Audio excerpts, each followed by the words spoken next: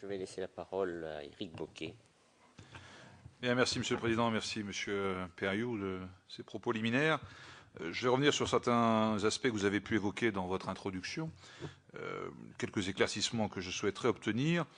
Comment vos interventions sont-elles programmées? Vous êtes sollicité? Vous avez une programmation de votre propre chef? Enfin, vous dépendez donc de l'Agence française de développement, c'est bien cela, votre tutelle, entre guillemets, voilà. Et donc vous avez expliqué qu'historiquement, vous étiez d'abord intervenu sur le continent africain, si je ne me trompe pas, mais aujourd'hui votre sphère s'est élargie à des pays émergents. Voilà. Donc comment êtes-vous? Est-ce que vous êtes sollicité pour intervenir ou est-ce que vous êtes maître des décisions en ce qui concerne vos interventions ici ou là? Alors, en fait, les deux situations se produisent. Soit nous sommes sollicités par des opérateurs, des investisseurs, des sponsors, comme on dit, des gens qui ont un projet, qui portent un projet et qui cherchent à le financer. C'est, je dirais, le schéma le plus classique. Et bien évidemment, dans le monde des institutions financières de développement, nous sommes, je dirais, un nombre d'acteurs relativement réduit, capables de pouvoir accepter le niveau de risque que nous prenons et dans les pays dans lesquels nous intervenons. Et donc, ces acteurs-là, que ce soit des acteurs privés, parfois des acteurs publics qui veulent engager des initiatives privées, qui nous approchent, soit au travers de notre réseau, hein, comme je vous l'ai dit, le réseau que nous avons est un réseau étendu, soit au travers de notre siège. Nous avons également une démarche active, parce que nous avons des objectifs à remplir, notamment des objectifs, j'en citais deux tout à l'heure, la priorité africaine de l'action du groupe de l'Agence française de développement et des priorités climat, qui sont celles également de notre groupe. Et bien évidemment, nous sommes à l'écoute de toutes les initiatives qui peuvent être, comment dirais-je, dont nous avons entendu parler, et nous essayons d'accompagner, parfois à des stades très en amont, les monteurs de projets pour que ces projets se structurent et en définitive aboutissent. Donc en fait, monsieur le rapporteur, on se retrouve parfois dans les deux situations, à savoir celle d'être sollicité ou celle de chercher, afin de remplir notre mandat, la mission qui nous a été confiée. Donc parmi vos partenaires financiers figurent des banques françaises, hein, c'est bien cela que vous m'avez dit, et vous évoquez du point de vue des banques, et ce que je peux comprendre d'un point de vue économique, une recherche de rentabilité. Est-ce que cette rentabilité est fixée a priori? Est-ce qu'il y a un objectif précis, chiffré, donné par ces investisseurs ou pas? Comment fonctionnez-vous de ce point de vue?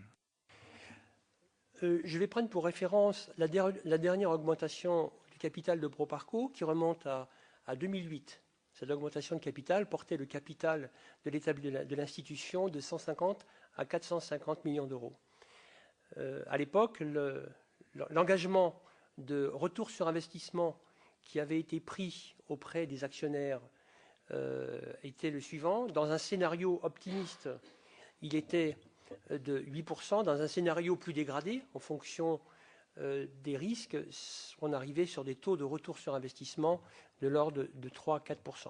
Donc l'objectif que nous recherchons, c'est d'assurer à l'investisseur privé partenaire de Proparco un rendement qui est proche de celui qu'il aurait obtenu en ayant mené un investissement, je dirais, moyennement risqué dans un pays occidental.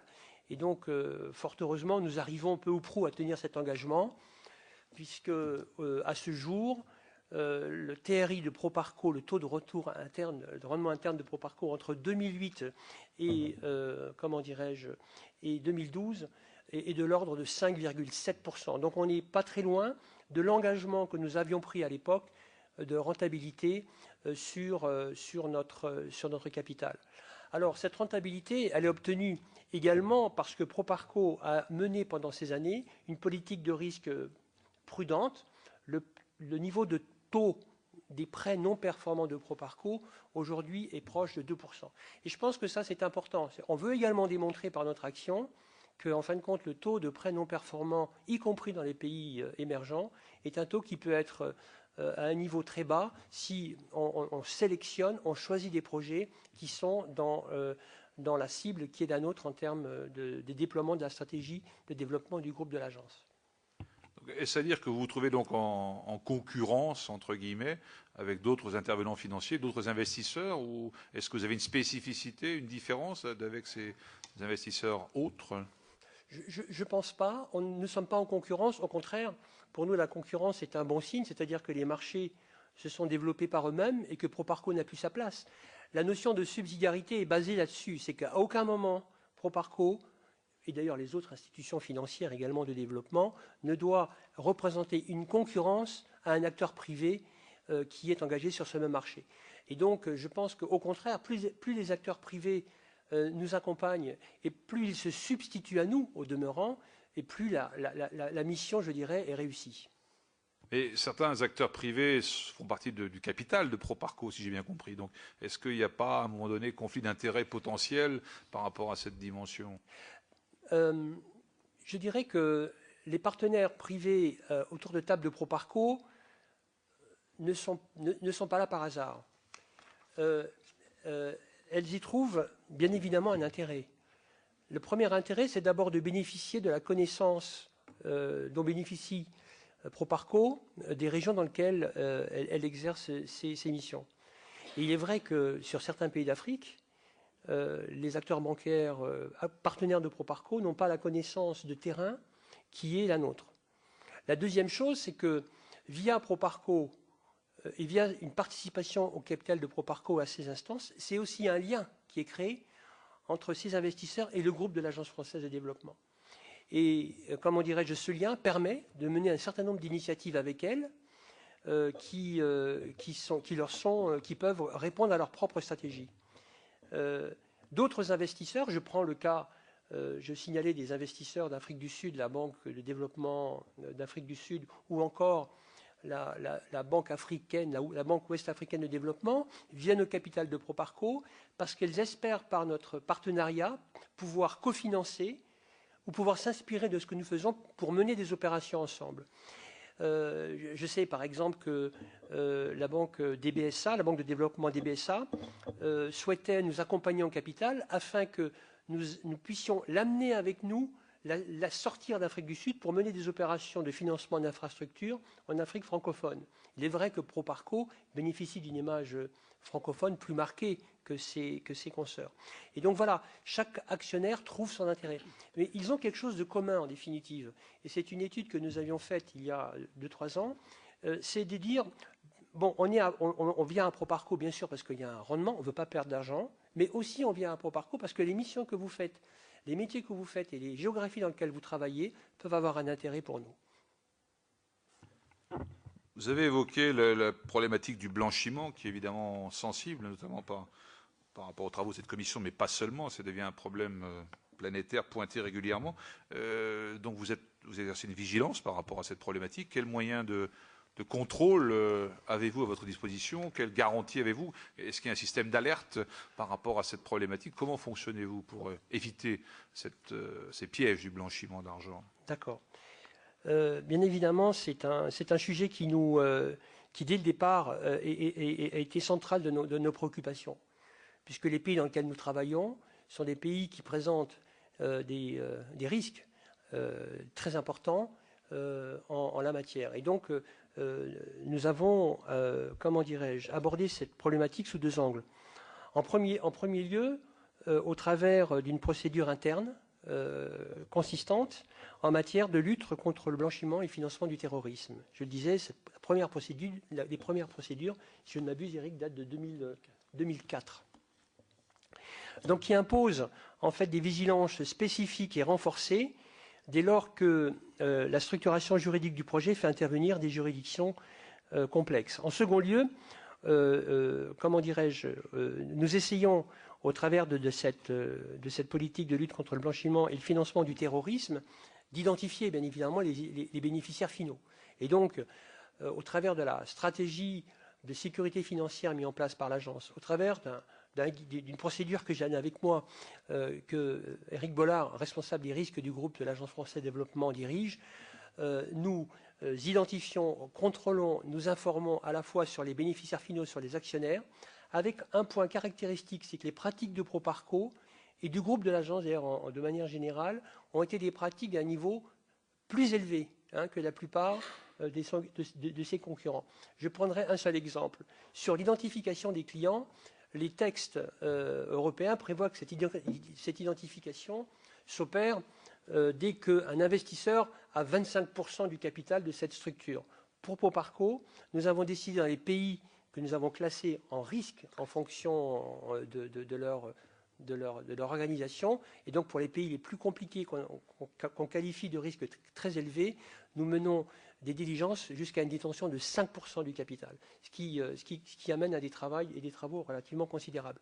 Il y a un avis, deuxièmement, une fois que cette procédure est mise en œuvre, comment dirais-je, Éric Bollard et ses équipes ont pour responsabilité de donner un avis sur les opérations, et un avis négatif de leur part, c'est-à-dire un avis qui reposerait sur une mauvaise identification ou une mauvaise connaissance des bénéficiaires finaux, amène à un retrait de l'examen de ces dossiers. Donc nous avons un corps de procédure, des doctrines et des pratiques qui sont d'un standard très élevé et qui essayent non seulement lors de l'instruction du prêt, mais après l'instruction du prêt, pendant toute la vie, parce que ça c'est la réglementation, l'information doit être permanente, on veille à ce que ce soit bien respecté. Si des opérations s'opèrent ou des changements d'actionnaires s'opèrent chez des contreparties dans lesquelles nous aurons des opérations et que ces actionnaires ne sont pas des actionnaires que nous désirons avoir comme partenaires, généralement nous prévoyons dans les clauses contractuelles qui nous engagent de donner la faculté de nous retirer des investissements dans lesquels nous avons investi. Donc, est-ce que ça arrive? Est-ce que ce cas de figure s'est présenté exactement. Dans la dernière période? Oui, ça s'est présenté. Vous avez quelques exemples? Oui, j'ai le cas d'une banque qui était située dans une île au large du Sénégal, par exemple, où l'arrivée d'un actionnaire inapproprié, c'est-à-dire qu'il n'avait aucun intérêt économique à avoir un investissement dans cette banque dans ce pays. Nous avons essayé d'avoir des explications sur son arrivée. Ces explications n'ont pas été convaincantes. Nous avons demandé le remboursement, je ne m'abuse, par anticipation de l'opération. Ça nous arrive rarement, mais ça nous arrive. Est-ce que vous intervenez dans des pays qui figurent par exemple sur la liste grise du GAFI, les territoires où la transparence n'est pas forcément de mise? Et dans ce cas-là, donc, vous exercez, j'imagine, une vigilance accrue. Est-ce que néanmoins vous intervenez dans ces territoires-là sur certaines opérations? Je vais peut-être passer la parole à Éric Bollard, qui est le responsable donc, de la direction des risques du groupe de l'AFD et de Proparco, qui gère de manière quotidienne, je dirais, ces sujets. Oui, merci, Monsieur le Président, Monsieur le rapporteur, Mesdames, Messieurs. Je vais en fait préciser les propos de Claude Perriou de manière à répondre en fait à votre question. Notre dispositif de prévention du risque de non-conformité, en particulier du risque de blanchiment et de financement du terrorisme, est effectivement à un niveau d'exigence sensiblement plus élevé qu'à la fois celui des banques de la place, mais aussi celui fixé par la réglementation européenne, décliné dans la réglementation française. Il repose en fait sur une classification des risques, donc dans le cadre de la mise en œuvre de ce qu'on appelle l'approche par les risques, c'est-à-dire qu'en fait, vous proportionnez votre système de défense à l'importance relative du risque auquel vous faites face, auquel vous êtes confronté. Ceci, vous le faites en fait au regard de l'expérience que vous avez acquise de vos interventions dans les pays de votre champ, mais aussi, en tirant bénéfice des analyses qui ont été faites en fait par des organismes internationaux dont c'est la mission ou la raison d'être. Et donc, pour répondre à votre question, en fait, les pays qui sont stigmatisés par le GAFI font précisément partie pour nous des pays à risque très élevé, au même titre d'ailleurs que ceux qui sont stigmatisés par le Code des impôts français et au même titre que ceux qui sont stigmatisés par le Forum mondial de l'OCDE. Donc en fait, tous ces pays qui sont mis un petit peu à l'index par la communauté internationale, en fait, font pour nous partie des pays à risque très élevé et qui justifient donc un corps de procédure approprié, donc à la fois à travers le niveau d'exigence extrêmement élevé sur la connaissance du client, que rappelait Claude, c'est-à-dire en fait descendre jusqu'à 5%, mais même aller au-delà si en fait dans le giron de la contrepartie, pour parler notre langage du client, si on était une banque, en fait, une personne politiquement exposée en fait peut apparaître. Donc en fait, on va descendre, si vous voulez, jusqu'au niveau de maillage le plus fin. Donc je reviens juste un instant en arrière, mais ces listes, notamment les deux dernières, en fait, constituent pour nous les juridictions non coopératives qui donc appellent un corps de procédure particulier sur lequel on pourra revenir, en fait, si vous le souhaitez ultérieurement. Mais donc, vigilance extrême au niveau de la connaissance de la contrepartie, vigilance particulière si l'on a en face de nous un intermédiaire financier, une banque. Et là, en ce sens, on est vraiment beaucoup plus exigeant, on va dire, que les confrères, c'est-à-dire qu'on va systématiquement procéder à l'analyse de la conformité de la procédure de lutte anti-blanchiment de l'intermédiaire financier que nous avons en face de nous. Si nous considérons, nous jugeons qu'il n'est pas conforme en fait aux recommandations du GAFI, donc nous irons jusqu'à en fait prescrire donc la mise en conformité de cette procédure et suivre sur le mode d'ailleurs notamment déclaratif l'effectivité de la mise en œuvre et je dirais un certain nombre d'indicateurs de résultats de l'effectivité de la mise en œuvre de cette procédure qui est en face de nous. Ensuite, ces contreparties vont faire l'objet d'une ce qu'on appelle la vigilance renforcée constante, ce que la réglementation maintenant appelle la constance de vigilance, tout au long de la relation d'affaires, comme il est convenu de dire. Donc, ce qui peut nous amener effectivement à nous désengager, mais même voire avant de nous désengager, même à suspendre en fait des versements, c'est-à-dire si on est en phase, si vous voulez, de financement. Et je vais peut-être rendre la parole à Claude s'il veut compléter, mais je ne sais pas si ça répond à votre question. Mais donc on a vraiment un corps de procédure extrêmement exigeant, approprié à l'importance du risque, en fait, qui est, je dirais, l'objet du pays, en fait, qui résulte du lieu d'immatriculation de la contrepartie. Et puis on a un certain nombre d'interdictions, en fait, formelles, qui ont trait, pour être précis, on peut y venir, au fait de savoir si en face de nous on a quelqu'un qui a une activité réelle ou pas dans le pays où il est immatriculé. Et donc si la contrepartie n'a pas d'activité économique réelle, on n'ira pas. Donc on s'interdit d'y aller. De la même manière, dans nos activités de gestion de trésorerie, on s'interdira d'aller sur toute contrepartie qui serait immatriculée en fait dans ces pays. Liste Forum mondial de l'OCDE, code fiscal français, enfin liste fiscale française. Et vous êtes toujours en capacité d'évaluer cette situation sur l'histoire du Know Your Customer, comme disent les Anglais, donc l'identité des partenaires, l'origine des fonds, enfin tout cela demande une transparence absolue, donc vous avez les moyens concrets dans les circuits financiers, dans ces territoires un peu sensibles, figurant notamment sur la liste grise du GAFI, quel type de constat, par exemple, avez-vous été amené à faire sur certains dysfonctionnements? La transparence, c'est le maître mot, en fait.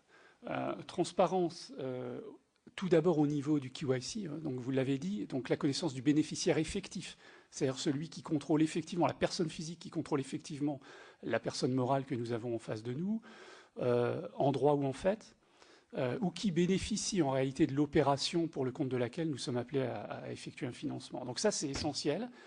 Le second point, c'est la transparence sur les comptes. C'est-à-dire qu'en fait, nous demandons systématiquement communication des comptes sociaux, des comptes financiers, en fait, à la fois de la contrepartie, mais aussi de ses actionnaires à un niveau N+1. Donc ça, c'est un élément aussi de connaissance très importante de la réalité des flux historiques, en tout cas financiers, qui sont retranscrits dans ces comptes. Et ceci nous permet d'apprécier, en fait, la cohérence entre ce qui est retracé dans les comptes historiques de la contrepartie et les éléments d'information qui sont portés à notre connaissance dans le cadre de l'analyse du financement.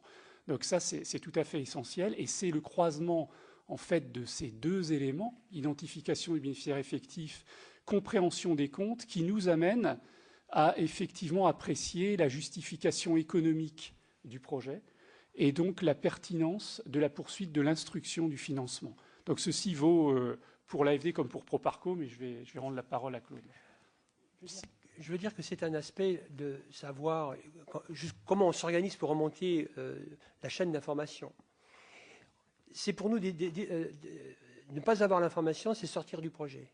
Y compris d'ailleurs quand les bénéficiaires finaux sont bien évidemment des personnes physiques qui, au travers de trusts, j'ai vu qu'une personne qui m'avait précédé ici en parlait, il est certain que le trust pour nous n'est pas une structure finale. On veut savoir qui a derrière les trusts. Et si cette information n'est pas donnée, nous arrêtons les opérations. Alors c'est vrai que c'est parfois, même quand c'est des groupes financiers ou des familles célèbres, c'est pénalisant sur l'activité de Proparco, puisque c'est une question que vous me posiez, est-ce que ça peut avoir un impact? Oui, c'est un impact. Et c'est une démarche qui progressivement a pris, je dirais, a pris corps dans l'ensemble de l'équipe de Proparco et dans les gènes de ces méthodes de travail. Et les partenaires avec qui nous travaillons maintenant dans d'autres régions savent que Proparco, sur ces sujets-là, à porter la barre très très haut. Et donc voilà, donc pas de connaissance de bénéficiaire final, pas d'opération de Proparco, de bénéficiaire effectif, merci, et pas d'intervention de Proparco. Est-ce que malgré cette vigilance, il vous est arrivé de vous rendre compte après coup, après l'intervention de votre part, qu'effectivement les conditions de transparence n'étaient pas absolument réunies? Est-ce que vous avez déjà vécu cette situation ou pas sur des opérations antérieures? Je vous signalais le cas de l'arrivée d'un actionnaire qu'on ne souhaitait pas, dont on s'est rendu compte quelques temps après son arrivée. Nous n'étions pas informés, mais je n'ai pas souvenir d'opération récemment. Je veux dire que la procédure impose un tel filtre au moment des instructions que pour se retrouver dans une situation qui ne serait pas conforme à nos pratiques et à nos procédures, ce serait vraiment exceptionnel. Pour le moment, en tout cas, ça ne m'est pas arrivé. Je ne sais pas s'il y a d'autres questions, Monsieur le Président, pour l'instant. Oui, notre collègue Yvon Collin veut vous demander quelques précisions. Monsieur le Président, de me donner la parole, Monsieur le Directeur général.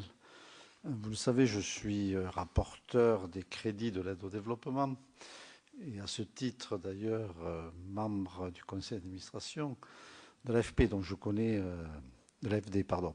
Et donc je connais bien cette maison pour la fréquenter régulièrement lors des conseils d'administration. Alors à plusieurs reprises, dans l'engagement de la France sur l'aide au développement, il y a une question toujours récurrente, c'est de savoir quelle est l'efficacité, la culture du résultat, qui n'est pas toujours la culture du Parlement. On peut le regretter d'ailleurs parce que le Parlement légifère, mais il oublie trop souvent de contrôler, de vérifier. Tout doucement, ça vient.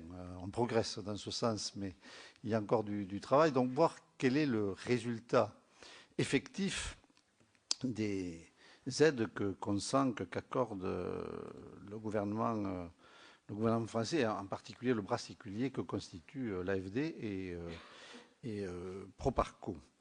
Alors, j'ai bien écouté les mesures prudentielles qu'applique Proparco pour faire en sorte qu'il n'y ait pas de partenaires indésirables, et vous avez à ce titre bien répondu à la question qui vous était posée. Mais en tout cas, la politique d'aide au développement n'est pas très populaire dans notre pays, donc nous avons l'obligation d'afficher des résultats dans les politiques qui sont menées. À ce titre, en qualité de directeur général de Proparco, est-ce que vous pouvez nous donner un éclairage sur les effets produits, les effets induits concrètement, de façon pragmatique, sur les résultats des actions que nous menons? J'ai bien intégré comment fonctionne Proparco et l'AFD. Souvent, ce qui nous est opposé, ce qui est critiqué au niveau de nos collègues du Sénat lorsque je présente les crédits de l'aide au développement, c'est que faisons-nous en Chine, par exemple? La Chine déborde de devises étrangères, la France est là, qu'est-ce qu'elle fait, pourquoi? C'est une question récurrente qui nous est posée. Peut-être pouvez-vous sur ce point nous donner votre éclairage, votre sentiment? Merci par avance de vos réponses. Oui, en complément de l'intervention de notre collègue Yvon Collin, une récente étude publiée montre que l'Afrique aurait apporté 1,4 trillion de dollars au reste du monde pendant la période 1980, donc 2009, donc 30 années. Est-ce que vous avez des réactions sur ce point? Je pense que c'est une étude qui a été initiée par la Banque africaine de développement, dont il a été fait écho dans la presse il y a quelque temps. Avez-vous des éléments là-dessus, en complément de ce que notre collègue Collin vient de dire? Bien, monsieur le sénateur, monsieur le rapporteur, concernant la mesure du résultat, je pense que ça devient aujourd'hui un élément fondamental de la raison d'être de nos institutions. Nous ne pouvons pas être des acteurs impliqués dans le développement, des acteurs publics, sans être redevables des actions que nous engageons. Et cette culture du résultat, je passerai la parole à ma camarade tout à l'heure, puisqu'elle est dans les sujets opérationnels, puisque Marie-Hélène Loison est la responsable des opérations de Proparco, Et donc, je ne dirais pas qu'elle a le nez dans le guidon, mais elle est en tout cas très impliquée sur le projet par projet. La culture du résultat est aujourd'hui au centre de notre stratégie. Et non seulement du résultat, mais aussi et ça rejoint la question sur la Chine, également de l'explication de notre action. Il est vrai que pour le commun des mortels, comprendre qu'une institution comme la nôtre ou comme l'agence travaille en Chine n'est pas, je dirais, intuitif. Et pourtant, nous avons des éléments et des raisons d'être qui justifient notre présence là-bas. Ne serait-ce que, par exemple, je ne prendrai que cet exemple-là, celle de réduire le niveau de pollution, d'accord, important que ce pays, comment dirais-je, émet dans le cadre des usines de charbon importantes qui sont utilisées pour produire de l'énergie électrique. Donc si nous pouvons apporter au travers, je dirais, de notre savoir-faire français, de nos techniques en matière de réduction de gaz à effet de serre, une contribution au travers de financement, c'est une piste sur laquelle notre action est complémentaire des engagements climat que porte notre pays. Sur la mesure des impacts, Marie-Hélène Loison va apporter des précisions sur les méthodes que Proparco met en œuvre pour le faire. Monsieur le Président, merci.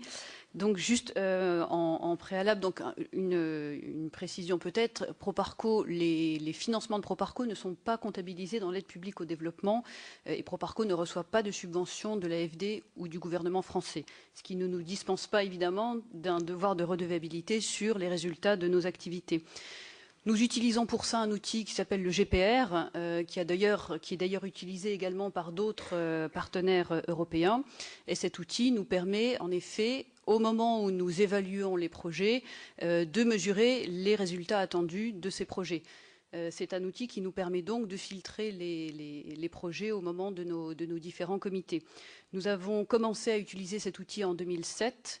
Nous avons donc maintenant suffisamment de recul et nous commençons à partir de cette année à regarder ex post, est-ce que les résultats de nos projets sont conformes à ce que nous attendions au départ.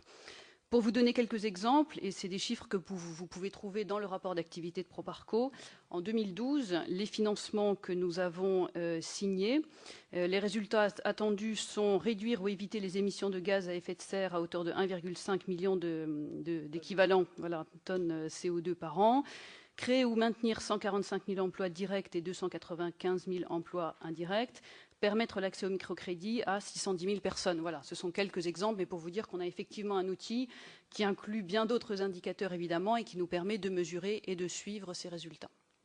Il en est de même, par exemple, dans le domaine de la microfinance, où Proparco est un acteur, avec l'agence d'ailleurs, complémentaire.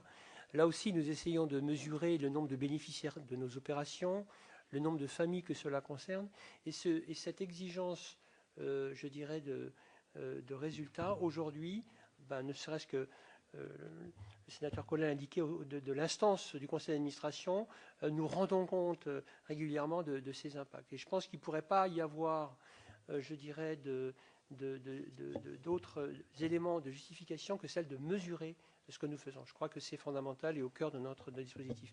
Parmi les évaluations également qui sont faites, non seulement les outils sont utilisés, mais nous avons également des évaluations qui sont faites par des pairs, au sein de l'association des institutions financières de développement.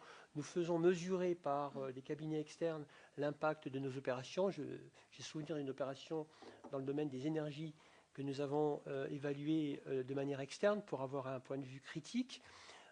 Et puis également, au sein du groupe de l'Agence française de développement, nous avons un comité des évaluations qui est présidé par M. Bourguignon, si ma mémoire est bonne. Et ce comité des évaluations, sur un certain nombre de thèmes, mesure ex post qu'est-ce qui s'est passé. Et donc, voilà, on a un ensemble d'indicateurs au moment d'instruction du projet et au moment de la réalisation pour mesurer l'impact de ce que nous faisons.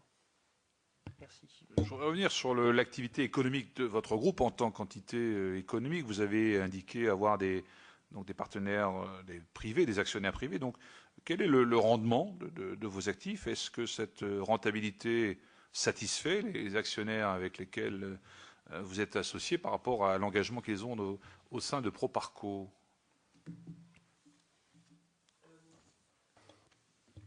Monsieur le rapporteur, le retour sur nos actifs, c'est Return on ROA, Return on Asset. Le retour sur nos actifs doit être de l'ordre de 7% de mémoire. Je n'ai pas le chiffre avec vous, mais je pourrais, de manière écrite, vous le préciser. Moi, ce qui me fait penser que les actionnaires privés de Proparco sont satisfaits. La première chose, c'est que globalement, ils restent. Ils restent puisque une grande partie des actionnaires historiques de Proparco de 1990, donc c'est la première date, la première augmentation de capital auquel ils ont participé, je l'ai sous les yeux, la plupart d'entre eux sont encore actionnaires de Proparco. C'est un premier signe. Le deuxième signe, c'est que Proparco a opéré 2 augmentations de capital, l'une en 1998 et la seconde en 2008.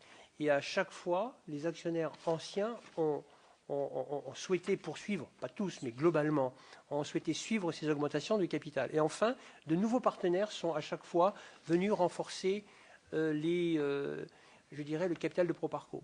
Alors l'exercice, nous travaillons en ce moment avec mes équipes, en concertation avec l'agence, à la redéfinition d'une stratégie afin de la présenter à nos actionnaires. Et cette stratégie nécessitera des besoins en capital complémentaire de Proparco. Et donc on va devoir une nouvelle fois reposer le modèle économique, reposer le modèle de développement et reposer le cadre de nos missions à nos partenaires pour les convaincre de nous suivre. Je pense que l'histoire de Proparco depuis sa création est une belle histoire. Proparco a été un vrai investisseur chercheur d'impact et je pense que de la manière dont nous avons géré cette institution depuis sa création, sa rentabilité, le risque raisonnable qui est pris, je pense que nous aurons les arguments pour pouvoir continuer à avoir à nos côtés des partenaires privés français et pourquoi pas des partenaires privés de grands pays ou de pays émergents qui également sont utiles à notre développement. Un mot sur les affaires ayant trait aux activités d'extraction minière, industrie minière et extractive. Sur le continent africain, il en est quelques-unes. Est-ce que vous participez aux initiatives visant à assurer la transparence de ces contrats, puisque c'est toujours un peu sujet à caution et à débat. Quel rôle avez-vous exactement sur ce type d'opération? D'abord, d'un point de vue engagement en montant, les opérations que nous réalisons dans les industries extractives par rapport à la taille des opérations de Proparco et leurs volumes sont très faibles. Et des opérations que nous avons menées, généralement dans ce domaine-là, sont sur des structures très en amont de l'exploitation des mines. C'est-à-dire que nous essayons d'accompagner des acteurs entre le moment où les mines sont découvertes et le moment où un opérateur est trouvé pour la mettre en exploitation. Quoi qu'il en soit, c'est un secteur d'activité où les impacts développementaux sont fondamentaux, aussi bien au niveau des populations que des pollutions. Et nous avons mis en place un corps de procédure très sélectif dans la manière dont nous instruisons ces dossiers. Et l'attention est portée sur les points suivants. D'une part, d'assurer, de veiller à ce qu'il y ait une répartition équitable entre les recettes minières engendrées par le projet et la répartition entre le promoteur et le pays. Je pense que dans les discussions que nous avons, un projet qui serait confiscatoire pour les pays ne serait pas un projet qui serait éligible à nos interventions. Et le deuxième aspect, c'est de le faire, de mettre ces financements en place dans le respect des principes de transparence qui sont promus par l'initiative pour la transparence des industries extractives. C'est un point également qui nous ancre, je dirais, dans la sélection de projets qui sont acceptables par rapport à nos critères d'intervention. Bon, donc, en conclusion, peu d'interventions, et celles que nous faisons, nous le faisons dans le cadre des dispositions et de l'initiative prévue pour la transparence des industries extractives. Oui, je reviens un peu en arrière, Monsieur le Président, sur le résultat de votre groupe. Donc, je voudrais juste vérifier quelque part. Donc, 3,6 milliards d'actifs, c'est bien ce chiffre que vous avez indiqué, entre 10 et 30 millions d'euros de résultats, 600 millions de fonds propres. Voilà. Donc, ce qui nous amène en gros à la louche à 2,5% de retour, ROE, selon l'expression consacrée. Est-ce que ça ne paraît pas un peu faible au regard de l'activité que vous traitez? La rentabilité se mesure sur, non pas les fonds propres de Proparco qui, au fil des années, s'accroissent des résultats qui sont, comment dirais-je, qui sont capitalisés. D'accord ? Donc le capital social de Proparco, donc c'est celui qui sert de base à, je dirais, à la calcul de la rentabilité. Lorsque vous investissez, c'est bien sur le montant initial de votre mise que vous mesurez votre rentabilité. Et donc, lorsque je regarde, excusez-moi, je prends des éléments plus précis sur les estimés de nos ratios de rentabilité en 2012, nous sommes sur le retour sur nos actifs.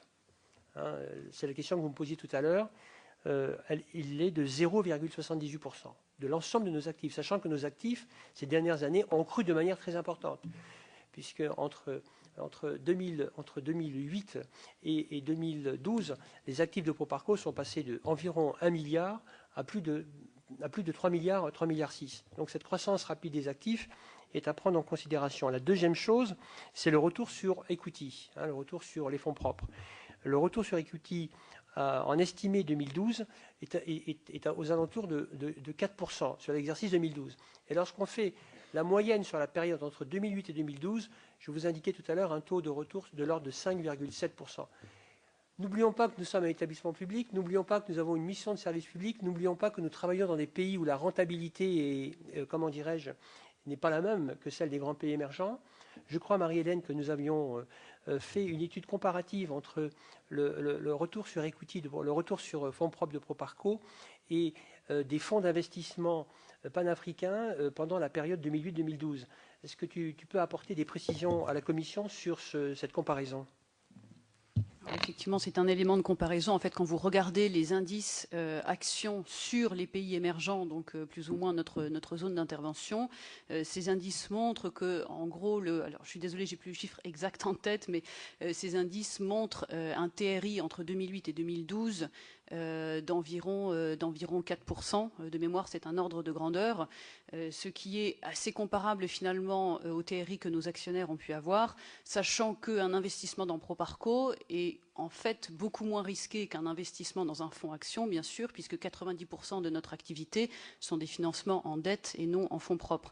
Donc par rapport aux indices comparables, le discours que nous pouvons avoir vis-à-vis des actionnaires privés, c'est que notre rendement est tout à fait comparable pour un niveau de risque inférieur. Je voudrais apporter une précision, monsieur le rapporteur, sur la rentabilité, parce que en face de la rentabilité, on doit mettre le risque. Et comme le disait Marie-Hélène Loison, comment dirais-je, le niveau de risque, et j'en parlais tout à l'heure, pris par Proparco, somme toute, est très, très, très faible. Et d'autre part, le groupe de l'Agence française de développement et sa maison mère, donc l'AFD, a garanti aux investisseurs privés la possibilité de pouvoir racheter leurs propres actions s'ils souhaitaient quitter Proparco. Donc vous voyez, en fait, ils avaient à la fois une rentabilité certes moyenne, mais existante, sur un modèle économique long de 36 ans, mais ils avaient aussi de l'autre côté la possibilité de pouvoir sortir non pas sur un marché boursier, mais sur un établissement public financièrement solide. Et donc, je dirais que l'un dans l'autre, je pense qu'ils étaient assurés que leur investissement était garanti. Mais comme je vous le disais, lorsqu'on les interroge, le fond de leur participation dans Proparco n'est pas uniquement le TRI. C'est aussi nous accompagner dans notre démarche et dans l'exemple, dans le financement et parfois dans le financement des projets dans lesquels nous nous engageons. Et donc il y a ce double intérêt. Et puis je répète aussi de proximité avec le groupe de l'agence qui pour ces acteurs-là, sur les pays, n'est pas négligeable. Sur un plan plus général, dans la dernière période, les 5-6 années qui viennent de s'écouler, est-ce que vous avez été impacté, voire perturbé, et pourquoi pas déstabilisé par la crise financière ou pas ? Écoutez, si je parle des années 2008-2012, en fait, la crise financière qu'a traversé les principaux pays occidentaux a été, je dirais, plutôt positive au niveau du développement. Je ne sais pas quel est le rapport de cause à effet entre l'un et l'autre, mais il y a eu une disconnexion entre la crise en Europe et puis le développement des grands pays émergents et même de l'Afrique. Proparco, pendant cette période-là, 2008-2012, a connu la période la plus forte de la croissance de ses activités. Elle a été un acteur, je dirais, contracyclique entre, je dirais, vis-à-vis de ses clients qui, alors qu'ils ne pouvaient plus se refinancer sur leur marché, ont fait appel à des institutions financières comme les nôtres pour pouvoir assumer leur liquidité. Donc, ils n'avaient pas de problème de trésorerie non plus, en l'occurrence. Ils avaient des problèmes de trésorerie, les marchés s'étaient Et vous, asséchés. Proparco, vous en aviez ou... Non, nous n'avons jamais eu de problème de trésorerie. Proparco est financé par ses fonds propres et par les prêts qu'elle opère auprès de l'Agence française de développement. L'Agence française de développement, pendant toute cette période-là, n'a pas eu de difficulté à lever des ressources. Elle était classée 3A, comme vous le savez, au même titre que l'État français. Et donc, le financement, aussi bien de l'agence que de Proparco, s'est fait dans de bonnes conditions. Et nous avons profité de ces bonnes conditions pour aller soutenir, pendant cette période-là, des économies qui étaient, dans lesquelles les taux s'étaient fortement renchéris, les durées s'étaient raccourcies. Et c'est vrai que Proparco a été un instrument de contracyclicité très efficace pendant ces 5 dernières années. Petit voyage en Chine, vous avez évoqué la Chine comme zone d'intervention de votre part. Nous avons eu l'occasion d'auditionner ici un homme d'affaires qui traitait avec la Chine dans l'activité d'édition, et ça l'avait amené à transiter par Hong Kong. Hong Kong, bon, qui n'a pas forcément toutes les qualités de transparence absolue, enfin, comme Singapour. Est-ce que vous êtes amené, vous, à transiter par ces territoires-là dans le cadre de votre intervention sur la Chine? De mémoire, je crois que nous avons eu une opération, un fonds d'investissement dans lequel Proparco avait investi dans les années 2002-2003. C'était l'époque de mon premier mandat de Proparco. Et ce fonds d'investissement basé en Chine était suivi et mené par nos amis hollandais du FMO et qui investissaient dans des entreprises chinoises. Je crois que ce fonds est en phase de cession progressive de ses actifs. Nous n'avons pas, nous, rencontré de problème sur le passage par Hong Kong pour faire des investissements en Chine. Alors, ceci dit, il est vrai que pour Proparco, la Chine est un pays sur lequel nous avons très peu d'intervention. Nous nous intéressons un peu plus, je dirais, au Cambodge, au Vietnam. D'ailleurs, notre bureau n'est pas à Pékin, mais il est à Bangkok, au Laos, à l'Indonésie, et que nos opérations en Chine, il faut vraiment qu'on trouve des opérations qui aient du sens, non seulement du sens par rapport à notre mandat climat, du sens aussi par rapport à ce qu'on appelle maintenant la diplomatie économique, c'est-à-dire que si on trouve des intérêts français pour lesquels Proparco peut apporter quelque chose, ce sera effectivement un élément contributif à notre réflexion, pas unique mais contributif. Dernière question, est-ce que vous avez eu à bénéficier d'abandons de créances dans la dernière période? Ou accorder, pardon, des abandons de créances? Des abandons de créances, non. Des dossiers difficiles où il a fallu négocier effectivement des efforts pour aboutir. Je dirais que les cas sont absolument rares. Je crois que j'ai 1 ou 2 cas depuis 2002 qui me viennent en mémoire. La plupart du temps, ce sont des entreprises qui sont amenées à déposer leur bilan ou qui sont dans le cadre d'une restructuration. Proparco est amené à devoir abandonner des créances pour pouvoir, comment dirais-je, participer à un plan de restructuration. Mais les cas sont très rares. Je n'ai pas souvenir de... Sur le contrôle d'échange, vous avez des obstacles, des choses à dire là-dessus, non? Non, Proparco prête essentiellement en euros et en dollars. Nous aimerions développer notre activité en francs CFA parce que c'est une contrainte. Aller financer des entreprises africaines en euros ou en dollars, c'est les mettre dans des positions de risque de change qui sont très importantes. Nous avons dans nos administrateurs l'un d'entre eux qui, ancien banquier, a vécu les dévaluations diverses et successives en Afrique et dans d'autres pays d'Amérique latine, et donc qui est très sensible à ces sujets-là. Et c'est vrai que, en fait, Proparco fait attention à prêter en devise à des opérateurs qui ont des recettes en devise. Proparco essaie d'intervenir en devise dans des pays où la devise est disponible. Je prends le cas, par exemple, si nous prêtons à des opérateurs financiers au Liban, il est vrai qu'il est aisé de trouver des dollars à Beyrouth. Par contre, il est très difficile de trouver des dollars en Côte d'Ivoire. Donc voilà.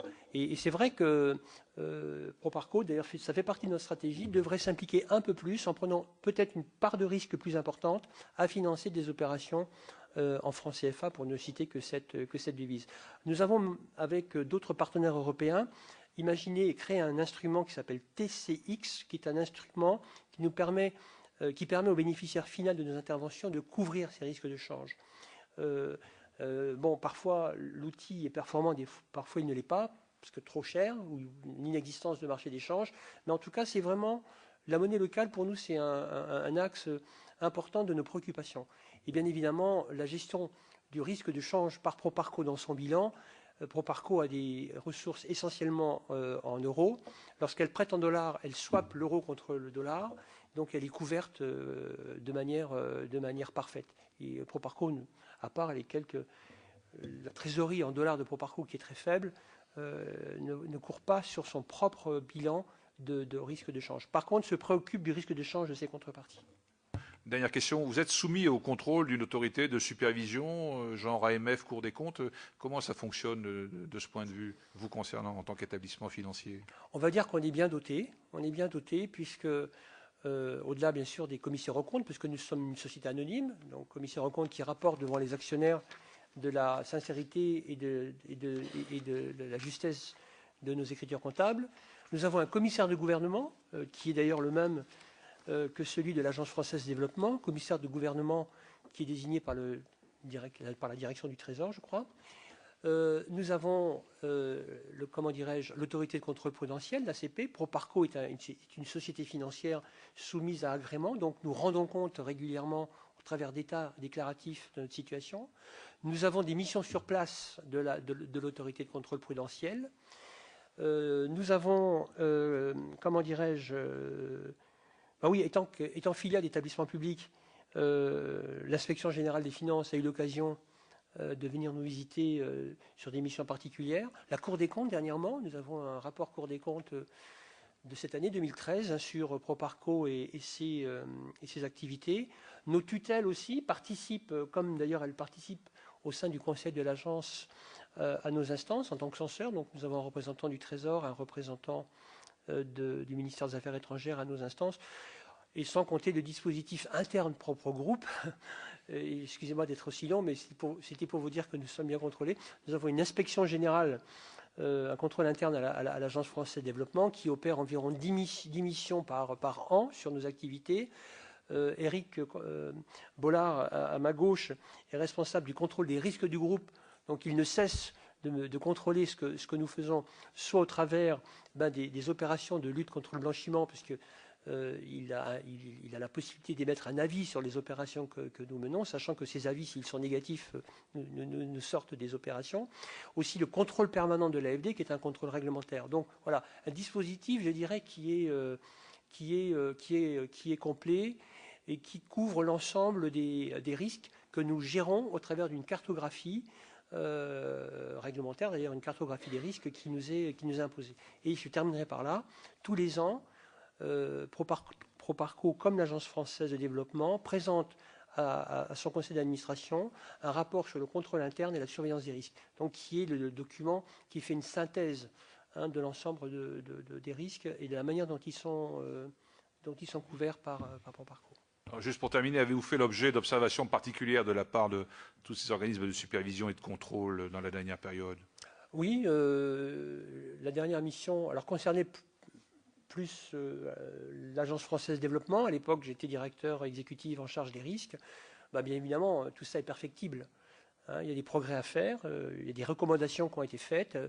Ces recommandations font partie du plan d'action qui se déploie. Mais globalement, l'avis était favorable. Merci, monsieur le rapporteur. Monsieur le directeur général, madame, monsieur, je vous remercie de nous avoir éclairé. Merci, Cette audition est terminée. Merci.